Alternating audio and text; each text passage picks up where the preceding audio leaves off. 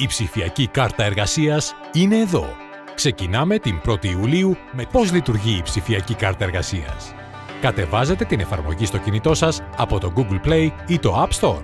Την πρώτη φορά που συνδέεστε, χρησιμοποιείτε τους κωδικούς σας στο TaxisNet.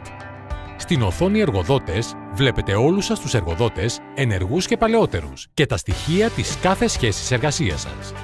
Στην οθόνη Δηλώσεις μπορείτε να αναζητήσετε όλες τις δηλώσεις που έχει καταθέσει ο εργοδότης σας στο σύστημα, όπως για παράδειγμα το καθεστώς απασχόλησης ή τις άδειές σας.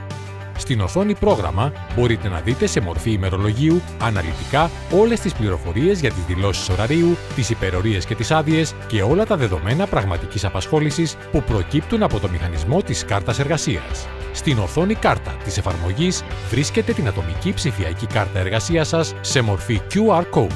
Αυτή είναι η κάρτα που χτυπάτε και δηλώνετε την έναρξη και τη λήξη του ωραρίου σας, πληροφορίες που διαβιβάζονται και καταγράφονται αυτόματα στο σύστημα Εργάνη.